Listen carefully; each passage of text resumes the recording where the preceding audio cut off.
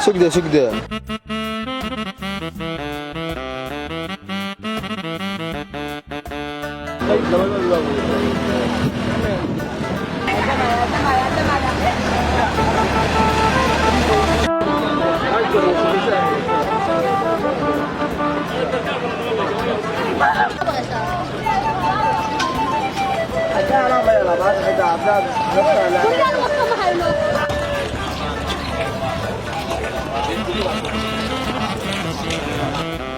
بسم الله الرحمن الرحيم waxaa marka ugu horeysa tacsi halkan uga dirayaa dhammaan qoysaskii iyo heladii ay dadkoodii ay ku nafwaayeen daadadkii xalay ku soo rogmaday magaalada Qardho waxaan Ilaahay uga baryeynaa in ay naxariistii janno uu siiyo dambigooda uu dhaafo waa shuhada qaraq ku dhintay waxaan Ilaahay uga baryeynaa in uu bil Ramadaan ku soo aaday inuu jannadii Firdaws u geeyo waxaan sidoo kale halka tacsi ugu dirayaa dhammaan dadkii waxyeelada kale ay soo gaartay oo guryahoodii ku waayay hantidoodii ay ku burburtay ganacsigoodii dhaawac uu ku soo gaaray ama gabi ahaanba ay ku waayeen intaba waxaan uga rajaynaynaa Ilaahay idankiis inuu cawad khayr qaba oo uga wanaagsan Ilaahay inuu si degdeg ah u siiyo inta marka aan ka baxo dhibaatadii dhacday runtii waa dhibaato Puntland oo dhan ku dhacday intii aan soo aragnay ayaa nooga filan khasaaraha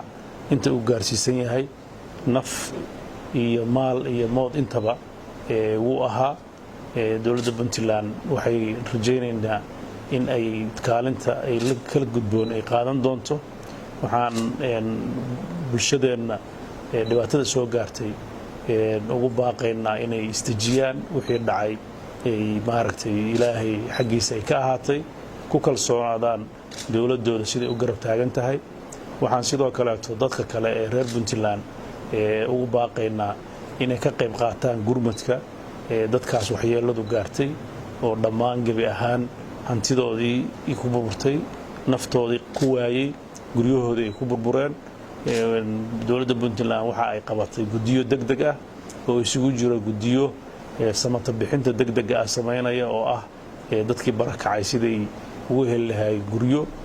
meel ay degaan oo ku meel gaar ah iyo cunto sidoo kale gudi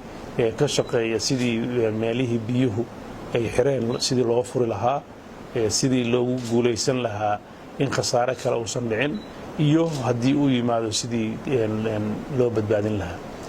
wili waxa la saadaalinayaa in roobabku iyo daadadku ay socon doonaan waxaan halka baa uga dirayaa dhammaan dadka reer Puntland in ay ka fogaadaan meelaha biyo qabatinka leh iyo meelaha biyo mareennada ah oo ay u baxaan deegaanada ka koreeya miyi iyo magaalaba si khasaaraha nafeed iyo midka maalba loo yareeyo intaas runtii waa baaqayga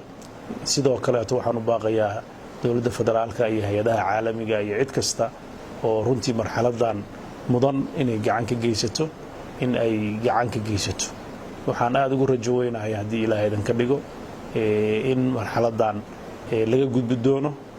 wax laga baran doono dhibaatooyinka laga bartayna xal laga gaari doono waxyaabaha u daran oo deegaanada Puntland waliba magaalooyinka muhiimka haysta waxa weeye Soomaaliya oo dhan hadda ka jira waxa aad loo degay meelihii biyuhu mareennada ahaa arrintaas dawladdu dib ay ugu noqon doontaa qiimeyn dhab ay samayn doontaa go'aanana way ka qaadan doontaa khasaaraha gaaray magaalada dhinac walba waxaan ka rajaynaynaa in maalmaha soo socda aan ka helno xog dhab ah oo qiimeyn leh oo aan la wadaagno dadka iyo caalamka iyo in loo bedelo khasaaraha iyo dhibkaas soo dhacay sidii wax qabad loogu bedel lahaa intii awood ah oo ay dawladdu kari karto insha Allah dadka sidoo kaleeto marxaladan waxaa kor inuu sii kaco cabsideeda leh xanuunkii coronavirus oo ay dhici karto qaboobaha iyo biyaha iyo virusku inuu naftirkiisa fursad u sii noqoto oo ku sii baraaro marka taxadarka in la badiyo oo masaa'ibka ilaahay uu nahareer mariyo dadkuna ay ku sabraan wixii ilaahay u keeno laakiin mar walba taxadar iyo ka hortag aan badino u dhaga nuglaadaan baaqyada dawladda uga imaanaya iyo waxyaabaha la farayo oo ku saabsan xagga caafimaadka iyo xagga badbaadada biyaha iyo dhibaatooyinka ka imaan kara intaba marka waa ilaahay mahadiis waxa maanta haysta hadaysan colna ahayn abaarna aysan ahayn xanuunka ilaahay naga badbaadiyo barwaaqadu nusqaanteeda leedahay